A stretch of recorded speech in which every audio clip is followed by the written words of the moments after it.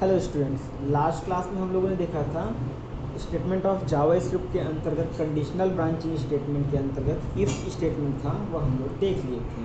ठीक है, कल हम लोग देखे थे कंडीशनल ब्रांचिंग स्टेटमेंट का फर्स्ट वाला सिंपल इफ। ठीक है, आज हम लोग देखने जा रहे हैं if else statement. If else statement basically होता क्या है, आपका कोई एक कंडीशंस है, वह कंडीशंस यदि ट्रू है, ठीक है, तब आपका जो सेट ऑफ ब्लॉक होगा या फिर ट्रू ब्लॉक स्टेटमेंट होगा वो आपका एग्जीक्यूट होगा। अदरवाइज यदि आपका कंडीशंस फॉल्स होता है तब के कंडीशंस में false block of statement run होगा। ठीक है, फॉल्स ब्लॉक का स्टेटमेंट रन होगा।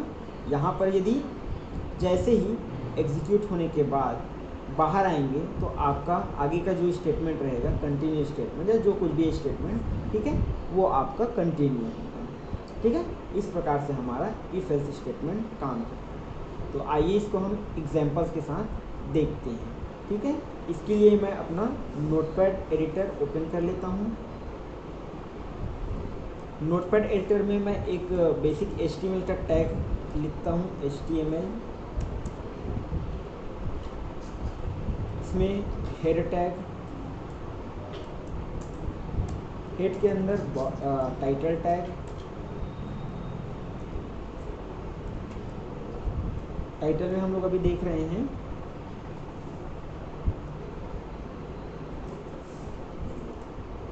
If else statement.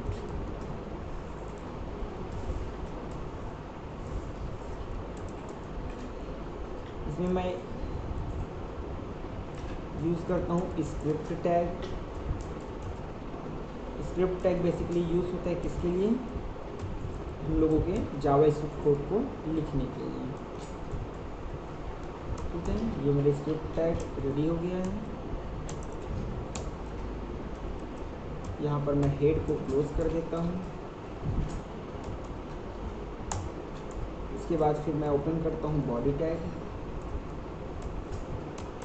वैसे भी फिलहाल बॉडी टैग का यूज़ नहीं करना है, फिर भी हम लोग यहाँ पर यूज़ कर रहे हैं जैसे बॉडी।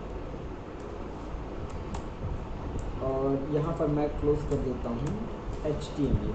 ठीक है, तो ये मेरा बेसिक HTML का टैग है, बेसिक HTML टैग्स हैं।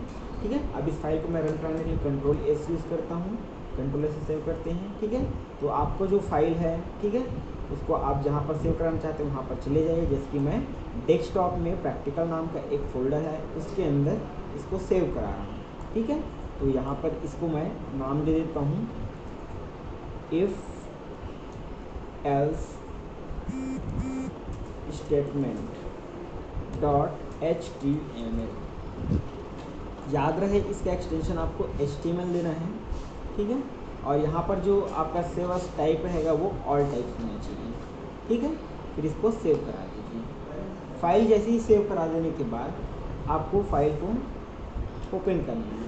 ठीक है, ओपन करने के लिए क्या करेंगे, विंडोज टी, ठीक है, डेस्कटॉप में पहुंच जाएंगे। डेस्कटॉप में मेरा प्रैक्टिकल नाम का फोल्डर है, इसके अंदर मेरा इफ एल्स स्टेटमेंट HTML है, उसको ओपन कर लो क्रोम पे। ठीक है, तो ये मेरा ओपन हो गया। ठीक है, अब मैं स्विच कर जाता हूँ मेरे HTML टैग को। ठीक है, यहाँ पर जाने के बाद यहाँ पर मैं अपना यूज़ करूँगा बेसिक HTML टैग्स। ठीक है, यहाँ पर मैं एक वेरिएबल यूज़ करता हूँ, variable a is equals to 10। एक वेरिएबल यूज़ करता हूँ मैं b इज इक्वल्स टू 11। ठीक है, यहाँ पर मैं एक कंडीशन लिखता हूँ इफ़ का, if a is greater than b, then मेरा कंडीशन एग्जीक्यूट होना चाहिए डॉक्यूमेंट डॉट राइट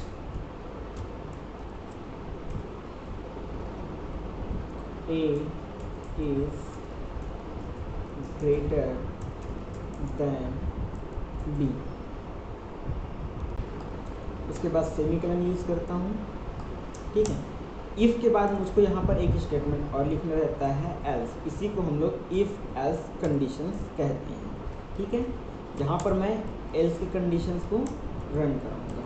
ठीक है, एल्स में मैं क्या लिखता हूँ, डॉक्यूमेंट डॉट राइट, ब्रैकेट के अंतर्गत मैं लिखता हूँ डबल इन्वर्टेड कॉमा में b is greater than a।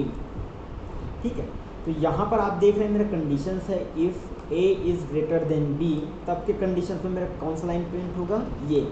ठीक है, और यदि यह कंडीशंस मेरा क्या होता है, फॉल्स होता है, तब मैं पहुँच जाऊँगा एल्स स्टेटमेंट में, और एल्स स्टेटमेंट में पहुँचने के बाद मेरा प्रिंट होगा कौन सा वाला line, b is greater than a वाला लाइन। ठीक है, तो ये जो लाइन हम लोग लिखते हैं या इस डबल करली ब्रैकेट के बीच में हम लोग जो कुछ भी लिखते हैं, इसी को हम लोग कहते हैं ब्लॉक ऑफ स्टेटमेंट। ठीक है,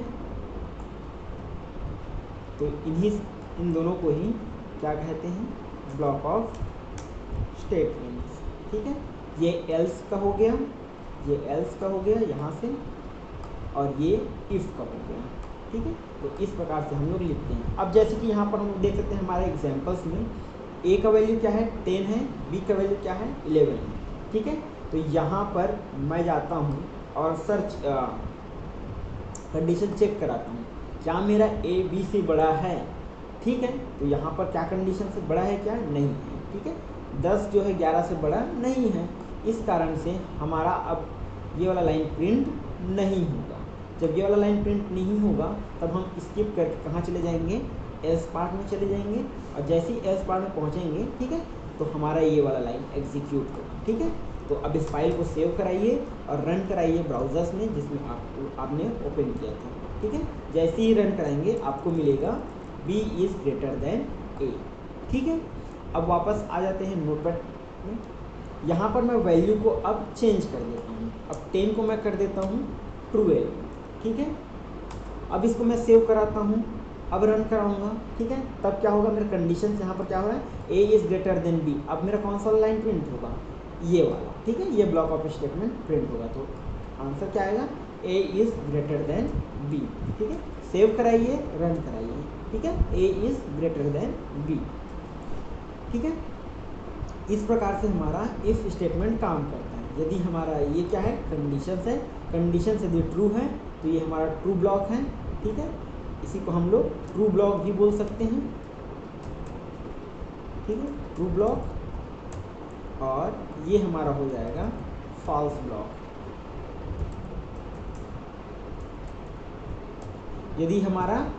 यदि कंडीशंस ट्रू होगा तो ट्रू ब्लॉक जो होगा वो रन होगा, और यदि हमारा कंडीशन फॉल्स होगा तो फॉल्स ब्लॉक प्रिंट होगा।